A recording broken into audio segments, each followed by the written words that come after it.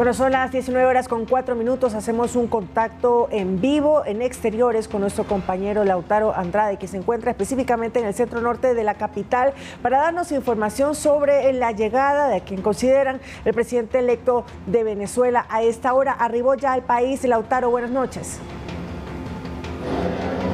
Hola María Mercedes, un saludo para ti y a todos los amigos televidentes. Efectivamente, Edmundo González ya se encuentra en el Ecuador, arribó al aeropuerto Mariscal Sucre de Quito aproximadamente entre las 17 horas y casi 18 horas de este lunes. Tiene una agenda de 2 días en nuestro país, fue recibido por la canciller Gabriela Sommerfeld, quien lo recibió, le dio los honores a quien se lo califica como el presidente legítimo y el presidente electo de Venezuela, esto por las denuncias de fraude que habría cometido el régimen de Nicolás Maduro. Luego de su llegada tenía que trasladarse hasta este punto en uno de los hoteles más conocidos del centro norte de Quito. Hasta el momento nos confirman que no ha arribado. Quienes sí llegaron son algunos de los líderes opositores que también tuvieron que salir de Venezuela producto de esta oposición a Maduro. Me refiero al exalcalde de Caracas, Antonio Ledesma, y Daniel Smolarev, que es otro de los exalcaldes que, insistimos, tuvieron problemas con el régimen de Nicolás Maduro. Ellos ya están acá, se han pronunciado y han manifestado que están muy emocionados de este recibimiento que están teniendo tanto de ecuatorianos como de venezolanos, porque a mi costado derecho les vamos a mostrar una concentración de venezolanos que se organizaron justamente para darle la bienvenida a quien llaman el presidente y a quien dicen le robaron las elecciones. Buenas noches, emocionados de la llegada de Edmundo González. Por supuesto. Totalmente emocionado, sí señor. Para el venezolano, ¿qué significa esto? La mayor emoción del mundo, porque es lo más cerca que hemos estado nosotros de salir de este régimen, y entonces ya ahora hay plenamente seguros de que vamos a tener este nuevo presidente. Solamente falta que haya un mayor reconocimiento de los países a manera internacional. Tiene que unirse más en coalición para poder ejercer mayor presión y poder salir de este régimen de una vez por todas. ¿Vuelve la esperanza? Por supuesto, la esperanza nunca se ha perdido, solo que ahora está más firme que nunca. Palabras de algunos venezolanos residentes en Quito que confían en Edmundo González, en María Corina Machado y en otros líderes opositores que son muy frontales en esta lucha contra el régimen de Nicolás Maduro. Pero a propósito del tema, hemos preparado un reportaje para que conozcan ustedes lo que va a suceder el martes, porque Edmundo González va a ser invitado de honor en Carondelet para reunirse con el presidente Daniel Noboa. Veamos el reportaje que hemos anticipado. El líder opositor Edmundo González es considerado el presidente electo de Venezuela por un supuesto fraude electoral en las elecciones de julio del 2024. Desde entonces ha solicitado el respaldo de la comunidad internacional y emprendido una gira en busca de apoyo. Por eso el diplomático llegó este lunes a Quito para cumplir 2 días de actividades en el Ecuador y reunirse con el presidente Daniel Noboa, con quien ya conversó vía telemática a principios de enero.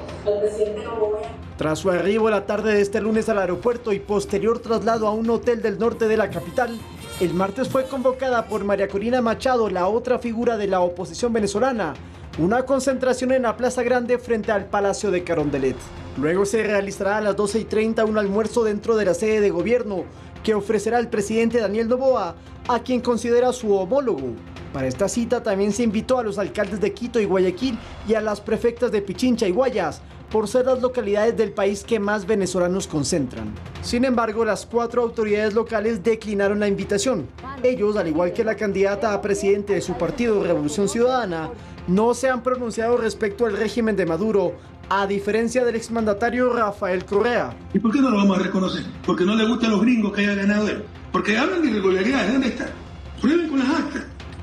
¿Dónde está? ¿Por qué no tengo que reconocer a Maduro? Porque le cae mal a Trump.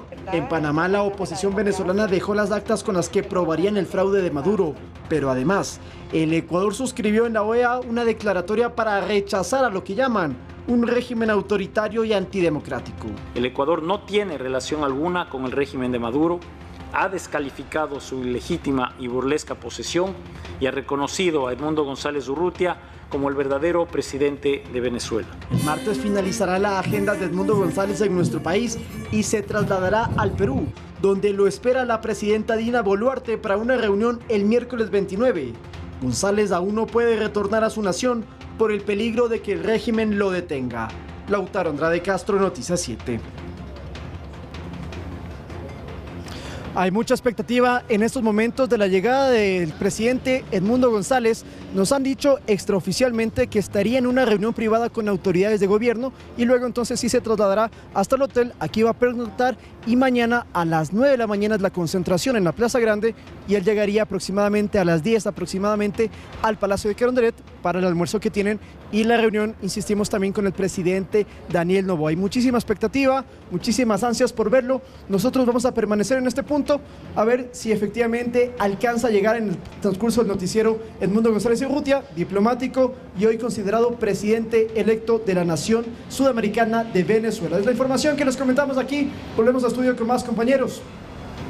Muy buenas noches, Lautaro. Gracias por este informe. Estaremos atentos si alcanzamos a que llegue el presidente electo de Venezuela al hotel y podamos tener ese contacto o alguna visualización de Edmundo González. Mucha alegría en el pueblo venezolano. Sí, se nota que hay ilusiones de ese aspecto, ¿no? De que las cosas cambien en su país, al menos un cambio que consideran positivo.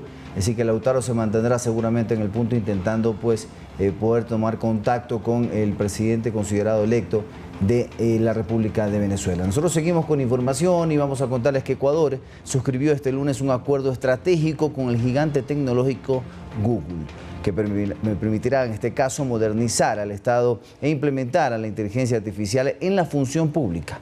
El presidente Daniel Noboa mencionó que desde hace años tenían la idea de traer a Google y otras empresas que sigan esa línea acá en el país. Esta firma, dicen las autoridades nacionales, es un paso más hacia la transformación digital del Ecuador. La Corporación Nacional de Telecomunicaciones, CNT, suscribió con Google un acuerdo estratégico para implementar su plataforma Google Cloud con el fin de modernizar el servicio público. Tecnologías como inteligencia artificial, a través de las cuales los procesos van a ser más eficientes, la gestión pública se va a fortalecer. Son más de 30 iniciativas tecnológicas como, por ejemplo, se digitalizarán documentos en el registro civil, se implementará una aplicación para identificar personas en peligro, se monitorarán zonas remotas para identificar minería ilegal y con inteligencia artificial se evaluarán las habilidades de lectura de los estudiantes. Google Cloud no solo nos trae avances digitales, también garantiza que la seguridad digital será parte de cada iniciativa. El Ecuador es el tercer país del mundo en suscribir un convenio con Google, el cual tendrá 5 años de duración. El presidente Daniel Noboa recordó que en su etapa como presidente de la Comisión de Desarrollo Económico de la Asamblea, recibió representantes de Google y analizaban la transformación tecnológica. Los números eran claros, uno podía ver el efecto multiplicador de eficiencia y de oportunidades también para la gente que podía crear esta plataforma. Y desde ahí empezó, digamos, este interés mío, personal en ese momento como asambleísta, de poder tener a Google en el Ecuador. El acuerdo con Google abre el camino al ingreso de la inteligencia artificial en el Estado, pero también tendrá efectos en la economía. Que Ecuador puede desbloquear un impacto económico de hasta 16,5 mil millones de dólares en el PIB de aquí hasta 2030. Retomando la inteligencia artificial, con Google Cloud se agendarán citas en el sistema de salud y en instituciones públicas. Por eso, desde el Ministerio de Telecomunicaciones, se ejecutarán normativas para su utilización. Estamos por salir con una política pública justamente para el despliegue ético de la inteligencia artificial. Según las autoridades, con esta tecnología la capacidad del Estado se maxificará. Lautaro Andrade Castro, Noticias 7. Mediante decreto ejecutivo, el presidente Daniel Noboa nombró al gerente de CNT, Roberto Curi, como director de transformación tecnológica del Ecuador. Curi tiene experiencia en negociaciones y alianzas con gigantes de la tecnología, pero no dejará su cargo en CNT, según lo explicó. Escuchamos. La gerencia general en CNT la voy a seguir manteniendo. No existe ningún ministerio nuevo. Es más, honestamente, es más de lo que he venido haciendo en los últimos 10 meses, ¿no? Aquí CNT juega un rol crucial en donde queremos utilizar a CNT como plataforma para la transformación tecnológica del país. Entonces, por eso es un rol mixto entre pues sacar CNT adelante, pero también enfocado en que sea la plataforma para la transformación tecnológica del país. Y el Consejo de Participación Ciudadana declaró la ineficiencia jurídica de la designación de Raúl González como superintendente de bancos porque lo que está o lo que quedaría o por lo que quedaría inválida. El motivo sería una firma del presidente del organismo, Andrés Fantoni. Con esto quedó en firme la designación de Roberto Romero en este cargo. Revisemos. Los mismos 4 consejeros de la Liga Azul del Consejo de Participación Ciudadana que días atrás ratificaron a Raúl González como superintendente de bancos, ahora resolvieron revertir su decisión. Según Eduardo Franco Loor, la designación de González no está vigente porque no se pudo verificar la firma del presidente del organismo, Andrés Fantoni. El presidente del Consejo de Participación ha cometido un fraude administrativo y es importante que se declare la ineficacia jurídica de la resolución del 22 de enero de 2025. Los enredos prácticamente parece usual y consecuente por parte de los 4 consejeros. No somos jueces para determinar que existen firmas falsas. El pasado viernes la Corte Constitucional pidió que se aclare la decisión del CPCCS, pues transgredería su sentencia que estipula que no se podía desconocer la designación de Roberto Romero en la superintendencia de bancos, lo que podría provocar la destitución de los consejeros. La Corte Constitucional recordó que su sentencia tiene de carácter definitivo, es de inmediato cumplimiento y que cualquier incumplimiento puede generar responsabilidad. Para Fantoni, lo que cabía era la nulidad de lo actuado, apoyado en un informe jurídico, pero esto implicaba aceptar que no se acató la sentencia de la Corte, según Nicole Bonifaz. El único fin del informe jurídico intenta generar aspectos jurídicos que pueden perjudicar de forma individual a cada consejero. De su parte, la consejera Joana Verde Soto le resulta sospechoso que en la Asamblea se quiera posesionar a Roberto Romero como superintendente de bancos. Ha existido una especie de acuerdo o liga entre la Asamblea Nacional y los consejeros de mayoría del Consejo de Participación Ciudadana. Todo esto se da en medio de las investigaciones del caso Ligados, donde la Fiscalía investiga el presunto delito de usurpación y simulación de funciones públicas y también el presunto incumplimiento de decisiones legítimas de autoridad competente. Edison Saavedra, Noticias 7. La Asamblea Nacional posesionó la tarde de este lunes a Roberto José Romero Bombúfal como superintendente de bancos. El acto estuvo a cargo de la presidenta encargada de la Asamblea, Esther Cuesta. Esta posesión se concretó en medio de conflictos políticos y continuas acciones judiciales que incluso implicaron una sentencia de la Corte Constitucional. Uno de los actores institucionales que contribuyó a esta polémica fue el Consejo de Participación Ciudadana, cuando la mayoría de consejeros vinculados al correísmo resolvió el 22 de enero pasado devolver esa designación a Raúl González, una medida que fue respaldada por la bancada correísta de la Revolución Ciudadana.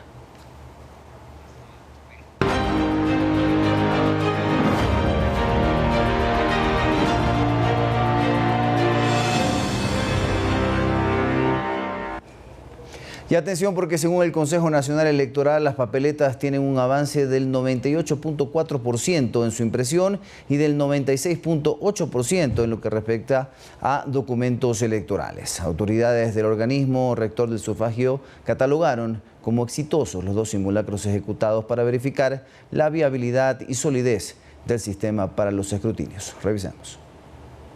Se acerca cada vez la fecha. La jornada de este domingo sentó un precedente respecto al mecanismo informático que se utilizará para todo el proceso de escrutinio de votos. Los 2 simulacros ejecutados sirvieron para comprobar la solidez de las actualizaciones tecnológicas del sistema informático, lo que dará a juicio de las autoridades del Consejo Nacional Electoral garantía de transparencia de los comicios. Nos corresponde llevar adelante como Consejo Nacional Electoral a efecto de verificar que nuestro sistema tecnológico está a punto, que nuestros enlaces están definidos, que todos los sitios en los cuales están ubicados estos escáneres, que son las máquinas que van a leer las actas que se generan en las juntas en las juntas receptoras de voto, están también enlazados. Son en total 25 centros de procesamiento de datos, 1 por provincia, donde se ejecutará el registro de las actas de escrutinios, a las cuales se les colocará un certificado digital que brinda inmutabilidad y trazabilidad, lo que significa que no pueden ser modificadas ni alteradas. Además, se puede hacer un seguimiento de cada una de las actas de escrutinio mediante tecnología blockchain. Como institución rectora de los procesos electorales y dentro de lo que conlleva la organización interna de un proceso de elecciones de carácter general, hemos venido ejecutando todas las acciones y actividades con la finalidad de garantizar un proceso electoral transparente. Procesos de verificación tecnológica que son un complemento con la fase más visual y tangible de la organización de los comicios. A menos de 15 días de la primera vuelta, según el CNE, hasta el momento se tiene un avance en la impresión de papeletas del 98.4% y del 96.8% en documentos electorales. Javier Ceballos, Noticias 7. El Registro Civil del Ecuador desarrolló este sábado 25 de enero su segunda jornada extraordinaria de cedulación previo al proceso electoral del 9 de febrero del 2025. Se atendió a un total de 15.330 usuarios en las 39 agencias habilitadas en todo el país. De esta forma se busca garantizar que todos los ciudadanos puedan contar con su cédula de identidad para ejercer su derecho al voto. Las próximas jornadas extraordinarias de cedulación se realizarán el sábado 1 de febrero de 8 a 14 horas, el sábado 8 de febrero de 8 a 17 horas y el domingo de las elecciones 9 de febrero de 8 a 14 horas. Es importante recordar que la atención en estas jornadas es previa al pago por el servicio y con agendamiento gratuito a través de la agencia virtual. Además, los ciudadanos que asistan deben presentar los siguientes documentos. Atención, un comprobante de pago impreso, la cédula anterior por renovación y en caso de pérdida o robo de la cédula, deberá presentar la constancia impresa o digital del formulario de documentos extraviados del Consejo de la Judicatura disponible. En lo que va del 2025 se ha emitido un total de 224.551 cédulas a escala nacional.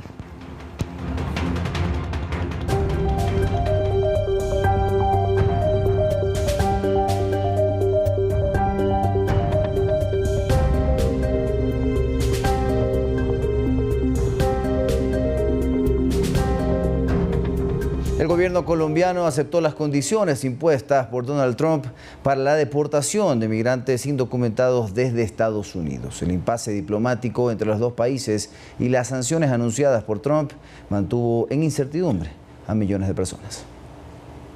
El gobierno de Colombia informa que hemos superado el impasse con el gobierno de los Estados Unidos.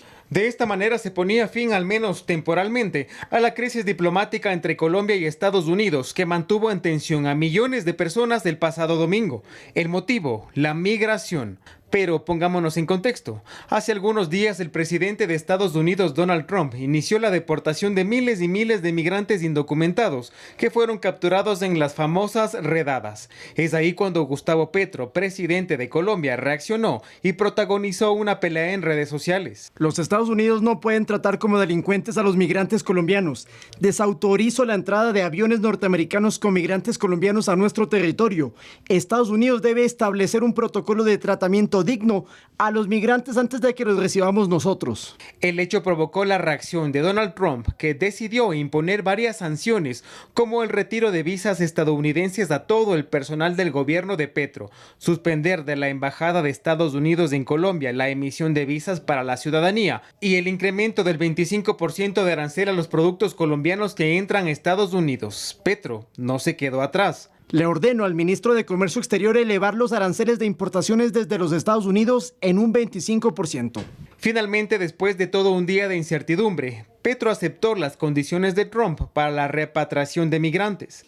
Seguiremos recibiendo a los colombianos y a las colombianas que retornen en condición de deportados. Mientras que desde el lado estadounidense, a través de un comunicado se anunciaba la suspensión de las sanciones. Sin embargo, hasta la presente edición, decenas de personas no han podido tramitar sus visas, pues la emisión del documento está suspendido en la Embajada de Estados Unidos en Bogotá. Estamos en espera, la verdad tenemos la ilusión, la esperanza de que hoy nos puedan solucionar algo, por eso venimos igual, nos madrugamos. Autoridades colombianas indicaron que viajarán en los próximos días a Washington para ratificar los acuerdos. Edison Saavedra, Noticias 7. Y en este mismo tema, el impasse diplomático entre Colombia y Estados Unidos provocó que Xiomara Castro, presidenta de Honduras, convoque una reunión extraordinaria de la Comunidad de Estados Latinoamericanos y Caribeños, CELAC. La reunión será el próximo jueves 30 de enero a las 11 de la mañana con el objetivo de analizar la crisis migratoria y la deportación masiva de indocumentados. En la reunión, que podrá ser virtual, también se toparán temas como el del cuidado del medio ambiente y la unidad de Latinoamérica.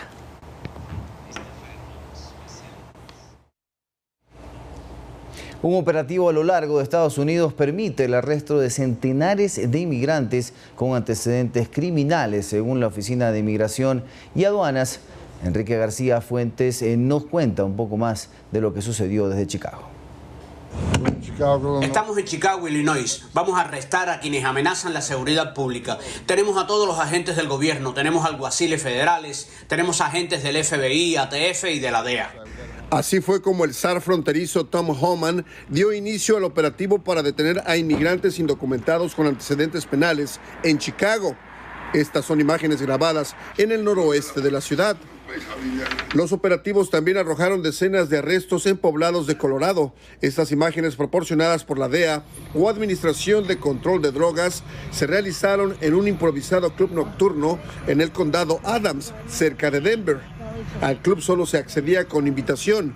Las autoridades informaron que ahí detuvieron a miembros de la pandilla del Tren de Aragua. Se informa que también decomisaron drogas y dinero en efectivo.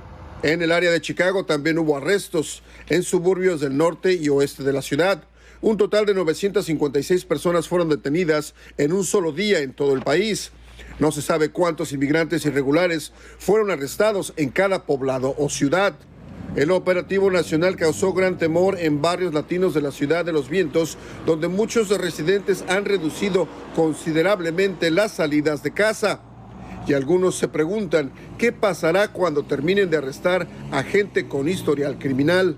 Da miedo, temor a toda la gente, y uno que tiene hijos, pues sí le da miedo tenerlos aquí y saber que nos van a separar. Al mismo tiempo hay gente que pide no tener miedo, guardar la calma y tratar de ser optimistas. La vida sigue y tenemos que seguir, sobrevivir y echarle para adelante siempre.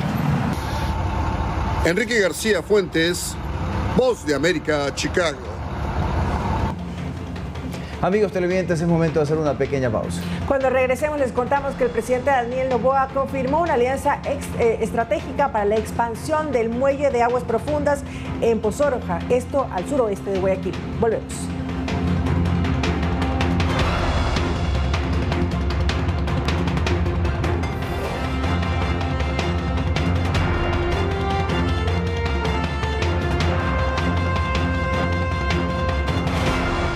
El presidente Daniel Noboa confirmó una alianza estratégica entre el Ministerio de Transporte y Obras Públicas y el operador portuario DP World para la expansión del muelle del puerto de aguas profundas en Pozorja, al suroeste de Guayaquil.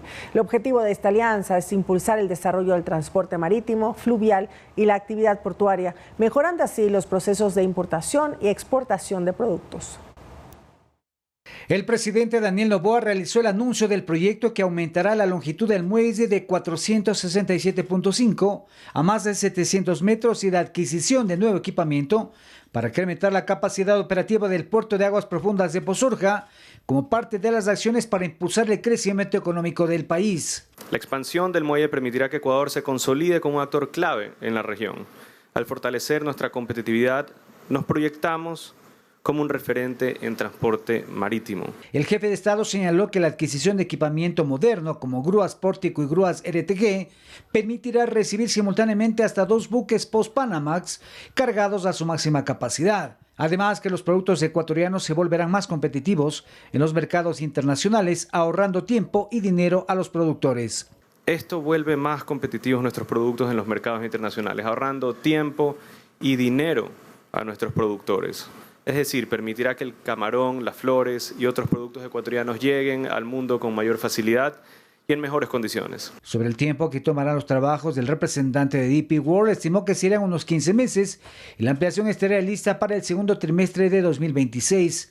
Los trabajos requerirán una inversión de aproximadamente $140 millones como parte de una alianza público-privada. Y lo que quizás no saben es que se está adelantando inversiones respecto a lo que estaba en el contrato.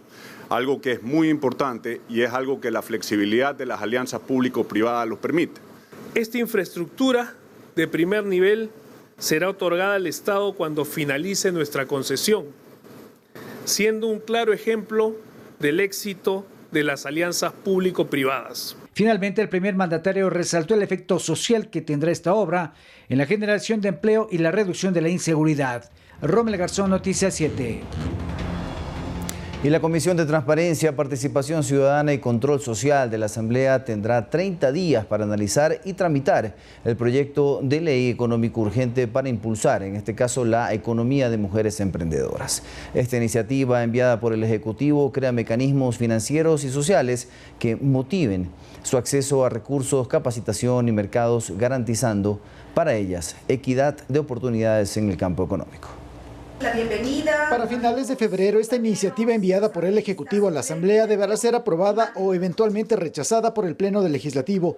Si bien es cierto, el proyecto de ley económico urgente para impulsar la economía de las mujeres emprendedoras llegó en un momento atípico en la Asamblea, donde 98 son legisladores principalizados y en la mayoría de comisiones no hay autoridades titulares, el plazo de 30 días que tiene la Asamblea abre la posibilidad de que el proyecto de ley sea tramitado en su parte final por los parlamentarios titulares, ya que la licencia vence el 9 de febrero. La Comisión Parlamentaria de Transparencia, Participación Ciudadana y Control Social será quien dé el primer paso. Abocará conocimiento de la iniciativa y deberá elaborar un cronograma de comparecencias y de presentación de informes para segundo y definitivo debate. ¿Qué pasa con la comisión de la que formo parte? La vicepresidenta tampoco es candidata, Esperanza Moreta, entonces ella asumirá la presidencia y llevará a la comisión en esos días. Entre los puntos principales del proyecto de norma consta el acceso a créditos preferenciales por parte de la banca pública, privada y de la economía popular y solidaria. Y se prohíbe a las mismas establecer criterios discriminatorios por razón de género en los procesos para evaluar y aprobar los préstamos. Realmente vamos a seguir con la línea del bloque va a trabajar como ADN, como siempre lo ha venido haciendo, en beneficio del país. Se dispone de la simplificación en trámites y exoneración de tasas administrativas para dinamizar la formalización de emprendimientos liderados por mujeres emprendedoras, quienes recibirán capacitación continua y facilidades de acceso a la educación superior. Javier Ceballos, Noticias 7.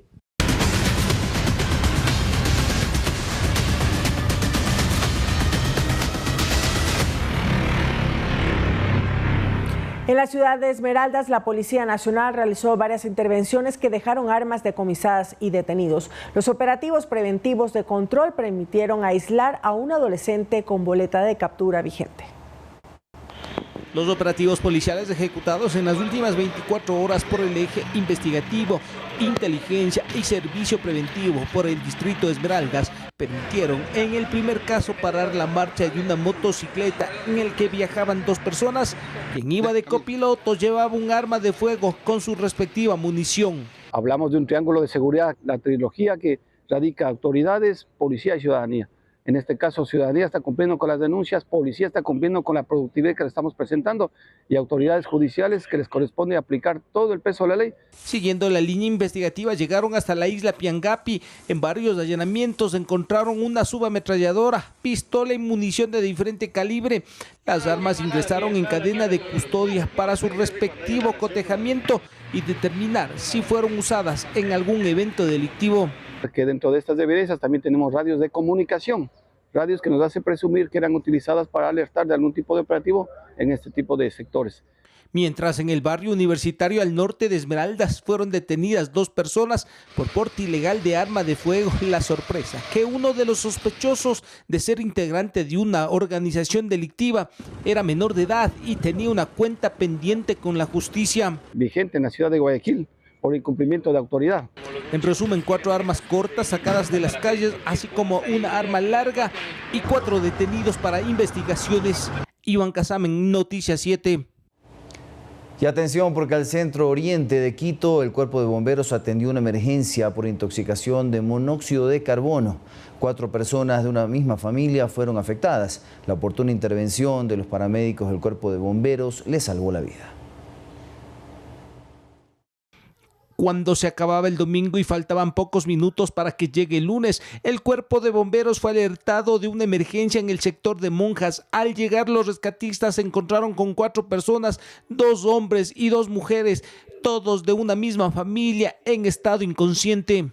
Esto a causa de acumulación de monóxido de carbono dentro de la vivienda. Papá, mamá y sus hijos fueron abrazados por este gas llamado monóxido de carbono, que según el jefe de la Unidad de Materiales Peligrosos del Cuerpo de Bomberos de Quito, no tiene olor ni color, atrapa a las personas en un sueño profundo, del cual en muchas ocasiones no despiertan. Es un proceso de combustión y por ende no hay una forma de que yo pueda detectar con mis sentidos de que exista una fuga. Las recomendaciones son sencillas: instale el calefón en un espacio abierto. Si por alguna razón no tiene al interior, que haya ventilación. 2 cosas fundamentales para no ser abrazados por la muerte dulce. El mantenimiento es fundamental, el hecho de tenerlo en un lugar ventilado es fundamental. Es importante tener cuidado si al interior de su casa hace una fogata. Antes de ir a descansar, asegúrese que esté apagada. La combustión en una escena cerrada genera monóxido de carbono. Se llama la muerte dulce porque no se siente nada. Usted no se da cuenta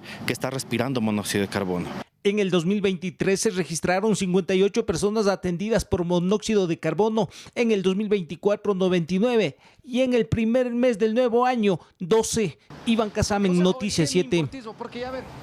En el mes de febrero de este año, el Gobierno Nacional entregará 125 nuevos patrulleros para los escuadrones de carreteras de la Policía Nacional del país, como parte de la estrategia para seguir reduciendo las muertes en las vías y fortalecer la seguridad para conductores y peatones. Este y otros temas se analizaron en nuestro programa Perspectiva 7, Seguridad Vial, Responsabilidad de Todos. Los accidentes de tránsito en Ecuador son una problemática que persiste a pesar de la reducción de víctimas fatales. Se reporta un lesionado cada 28 minutos y un fallecido cada 3.7 horas. Según los datos de la Agencia Nacional de Tránsito de 2024, los fallecimientos por siniestros viales se redujeron un 3% y los lesionados un 2%, aunque aumentó en 1% el número de accidentes. Entre las principales causas están la desatención al volante, el consumo de alcohol y otras conductas imprudentes. El mayor problema son los motociclistas. Son 768 fallecidos en motociclistas. Esto es el 33% del total de fallecidos. El 33%.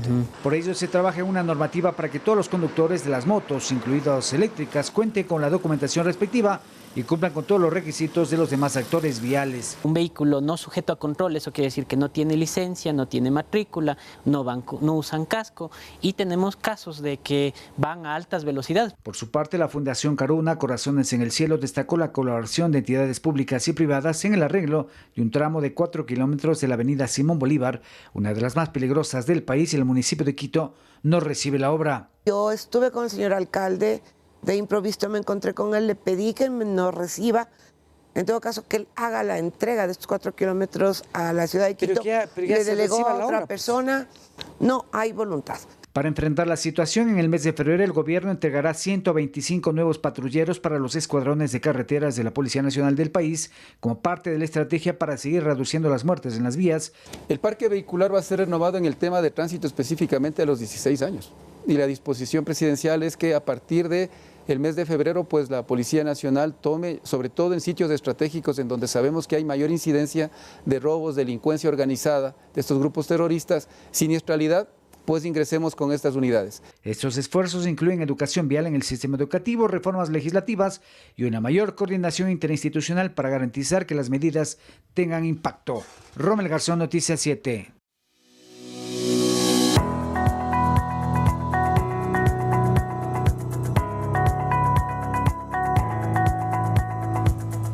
Y atención a esta información porque en Guayaquil, en el Hospital de Infectología, está habilitada la atención para pacientes con la enfermedad de Hansen, evitando así que quien la padezca no tenga lesiones severas que puedan causar incapacidad. Revisemos.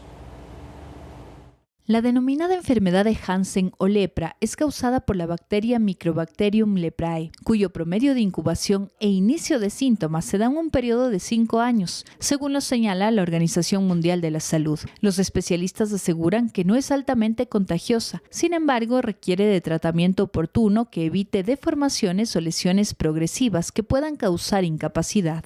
Por ello, en el Hospital de Infectología, Dr. José Daniel Rodríguez Maridueña, perteneciente a la red de salud pública del país, se brinda atención integral y especializada. Esta casa de salud cuenta con un servicio de dermatología en consulta externa, junto con laboratorios para confirmar el diagnóstico mediante el análisis de microbiología. Datos oficiales establecen que entre el 2024 y 2025 se han determinado 4 casos en el país. Entre los síntomas más comunes de la enfermedad de Hansen está la presencia de manchas o lesiones claras o rojizas en la piel, pérdida de sensibilidad en las manos y pies, debilidad muscular y en algunos casos infecciones oculares, que de no tratarse podrían ocasionar la pérdida de vista. El Ministerio de Salud enfatiza que la enfermedad de Hansen o lepra tiene cura, y en casas de salud como el Hospital de Infectología de Guayaquil se brinda una asistencia médica adecuada y oportuna para que los pacientes puedan superar esta enfermedad. Sofía Vintimilla, Noticias 7. Reducir la desnutrición crónica infantil a menos del 15% en nuestro país hasta el 2030 es la meta planteada por el Gobierno Nacional. Para varias carteras de Estado se sumarán al trabajo efectuado y así la población tenga una atención integral y efectiva. Acciones en favor de la nueva infancia es parte del trabajo gubernamental en el marco de la implementación de la Estrategia Nacional Ecuador Crece sin Desnutrición Infantil. El Gobierno Nacional trabaja con más de 20 instituciones para reducir la desnutrición crónica infantil a menos del 15% hasta el 2030. Actualmente, el Plan Estratégico para la Prevención y Reducción de la Desnutrición Crónica Infantil contempla la intervención fundamental de 28 instituciones. Como parte de la tarea, en Quito se realizó un taller interinstitucional. Allí se presentaron los trabajos efectuados y los nuevos servicios que se entregarán a la población a escala nacional. Brindar antiparasitantes de una forma preventiva a partir de los 12 meses a los niños, importancia de la salud mental en las embarazadas y el control postnatal. Además, las autoridades enfatizaron que varios ministerios se suman a la tarea por luchar contra la desnutrición infantil en Ecuador. Instituciones como el Ministerio de Ambiente y el Ministerio de Desarrollo Urbano y Vivienda, el asegurar que exista agua potable para todas las familias para garantizar que están viviendo en un ambiente adecuado. En el año 2024, la tasa de desnutrición crónica infantil disminuyó del 20.1% al 19.3%. Esto durante el primer año de gestión del presidente Daniel Noboa. Sofía Vintimilla, Noticias 7. Momento de hacer una pausa, pero regresamos con los deportes. ¿Qué tenemos para el día de hoy, Fernando? Hay mucha información, fútbol internacional, Meche. También revisaremos lo que se viene para el seleccionado sub-20 de Ecuador, que el día de mañana salta a la cancha para enfrentar a Colombia. Y también les contamos que en ciclismo, Jonathan Narváez nos dio una nueva alegría. Volvemos.